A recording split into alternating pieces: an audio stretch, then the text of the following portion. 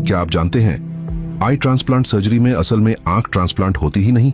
ज्यादातर लोगों को यह सुनकर झटका लगेगा, क्योंकि हम बचपन से सुनते आए हैं, देखो उसने अपनी आंखें डोनेट कर दी, उसकी आंख ट्रांसप्लांट हुई है। लेकिन मेडिकल रियलिटी कुछ और है।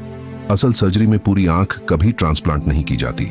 डॉक्टर्स सिर्फ आंख का एक हिस्सा बदलते हैं, जिसे कहते हैं कॉर्निया। कॉर्निया आंख का सामने वाला ट्रांसपेरेंट हिस्सा होता है, जिससे लाइट अंदर जाती है। अब सवाल आता है, पूरी आंख क्यों नहीं? यहां समझने वाली सबसे जरूरी चीज है ऑप्टिक नर्व।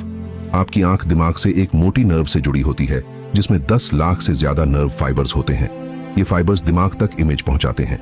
अगर ये नर्व एक बार कट जाए तो आज की साइंस उसे वापस जोड़ नहीं सकती। मतलब आंख सही हो, सर्जरी परफेक्ट हो, फिर भी दिमाग तक कोई इमेज नहीं पहुंचेगी। इसलिए पूरी आंख ट्रांसप्लांट करने का कोई फायदा नहीं होता।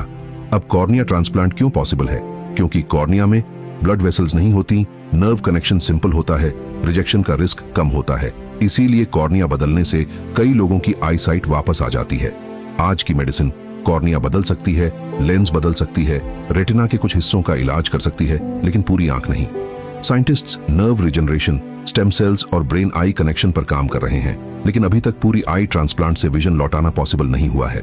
तो अगली बार जब कोई कहे आई ट्रांसप्लांट हुआ है, तो सच ये है, कॉर्निया ट्रांसप्लांट हुआ है, आंख नहीं। साइंस में शब्द बदलते हैं, लेकिन सच नहीं।